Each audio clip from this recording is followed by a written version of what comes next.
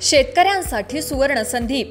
सुजल agro, नाना master नगर, कर्जत येथे power tiller, power weeder, brush cutter, फवारणी pump यांसारखी शेती उपयुक्त अवजारे उत्तम क्वालिटी आणि वाजवी किमतीत उपलब्ध. VST शक्ती आणि किसान क्राफ्ट कंपनीचे अधिकृत विक्रेते.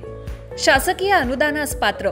आजच सुजल ॲग्रो, नाना मास्टर नगर येथे भेट द्या आणि आपल्याला आवश्यक असलेली शेती उपयुक्त अवजारे खरेदी करा.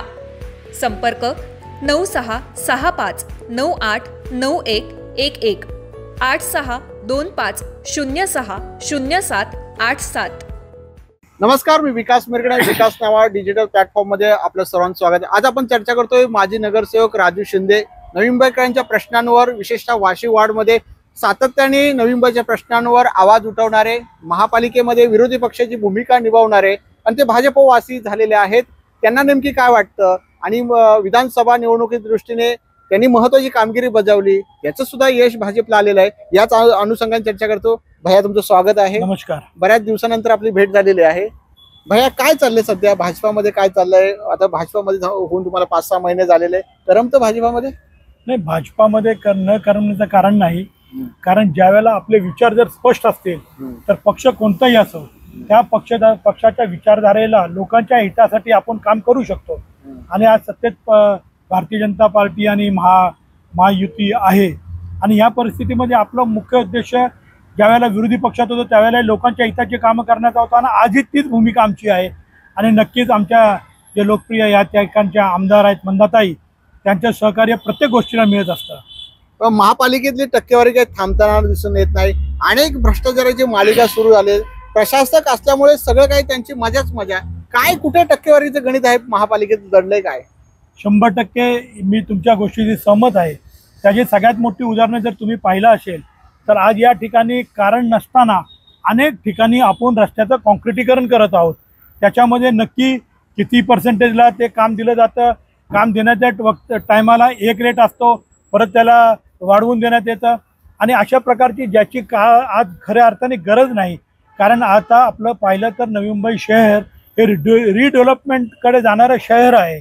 परंतु सगळ्या शोकांतिका या गोष्टीची आहे की आपण ज्यावेळेला प्रगतशील शहर म्हणतो, नियोजनबद्ध शहर म्हणतो किंवा GDCPRच्या माध्यमातून, UDPCRच्या माध्यमातून ज्यावेळेला आपण या ठिकाणी नियोजनबद्ध शहर म्हणतो, परंतु मला दुःख या गोष्टीचं वाटतं की आज आपण पाहू शकता की जे रिडेव्हलपमेंट चालू आहे ते फक्त कागदावरती त्याची रूपरेषा तयार करण्यात आलेली आहे, असा मला थोडा प्रश्नचिन्ह निर्माण झालेला आहे.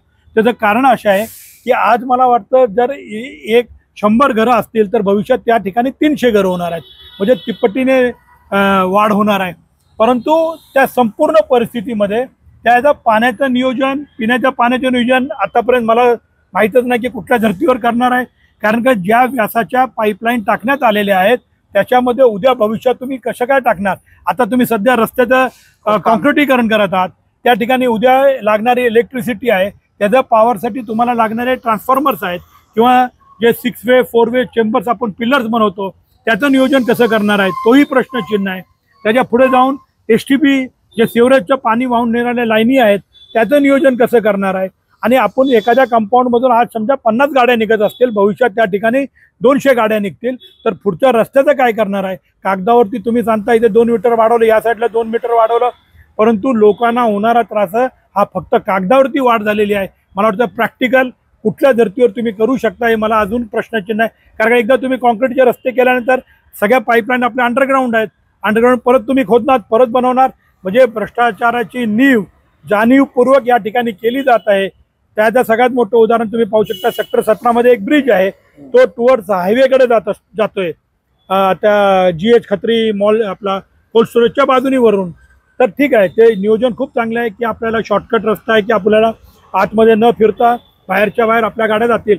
परंतु मला जी माहिती मिळालेली आहे, जो टेंडरचा रेट होता तो अजून ब्रिज कंप्लीट झाला नाही. मला वाटतं अर्ध्यापेक्षा थोडासा झाला असेल, परंतु त्याच्यात 30 ते 40% वाढ करून परत ब्रिजचं टेंडर देण्यात आलेलं आहे. तर माझी आयुक्त साहेबांना विनंती आहे की अशा प्रकारची जी कामं चालू आहेत, ज्या ठिकाणी नियोजनबद्ध भ्रष्टाचार करण्याचं काम जो संबंधित अधिकारी करत असेल त्याच्यावरती सर्वप्रथम जर तुम्ही पहिलं एस्टिमेटेड कॉस्ट काढून टेंडर काढलं, मग 30, 40, 50% वाढ होती कशी काय?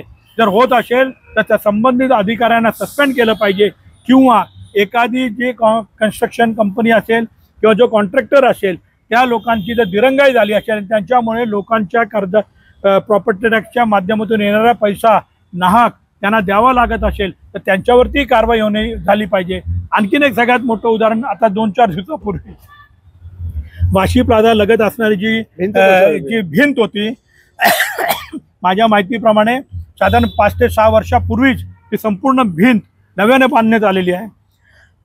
आणि अशा प्रकारे जर भिंत बांधण्यात आलेली होती तर तिथे सगळ्यात महत्त्वाचं खाली RCC झालं पाहिजे होतं, कॉन्क्रिटीकरण केलं पाहिजे होतं, त्याची रुंदी आणि येणारा वरचा फ्लो पाण्याचा असेल त्या संपूर्ण नियोजनबद्ध पद्धतीने केलं पाहिजे होतं.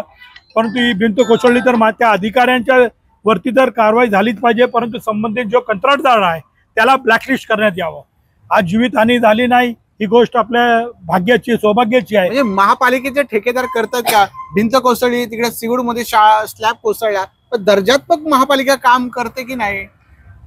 100% हे कधी घडू शकतं जर हँड्स इन ग्लाउज म्हणतो आपण, की पैसे देऊन जी कामं होतात, कामाच्या मोबदल्यामध्ये काम न करता बिलं काढली जातात आणि अशा निकृष्ट दर्जाची कामं होत असतील तर त्या ठिकाणी सर्वात महत्त्वाचं त्या कंत्राटदाराला या नवी मुंबई महानगरपालिकेत कुठल्याही प्रकारचं काम करून देण्यात येऊ नये, त्याला ब्लॅकलिस्ट केलं पाहिजे आणि त्या संबंधित अधिकाऱ्यांवरती कारवाई झाली पाहिजे.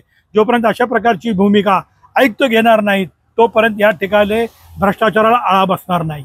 हे होते राजू शिंदे. त्यांनी सुद्धा महापालिकेचे ताशेर ओढलेल्या नवी मुंबईकरांच्या प्रश्नांवर आक्रमक भूमिका घेत येत्या काळामध्ये याचा विचार राज्य सरकारने करावा. हा बोला. आणि महत्त्वाचं आज आपण पाहतो की मला जी माहिती मिळालेली आहे की अनेक ठिकाणी ज्या नव्याने भरती करण्यात येत आहे त्याच्यामध्ये फार मोठा घोळ किंवा भ्रष्टाचार आहे.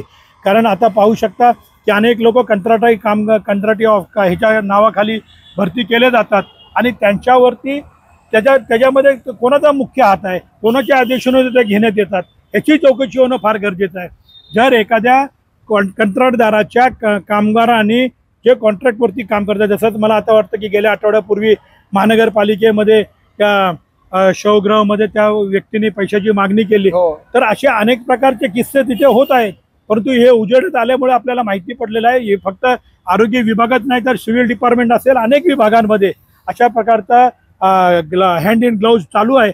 तर त्यावेळेला त्या फक्त कामगाराला निलंबित न करता त्या कंत्राटदाराचा कंत्राट रद्द केला पाहिजे अशी माझी विनंती. हे होते राजू शिंदे. त्यांनी खास आपल्याशी बातचीत केलेली आहे.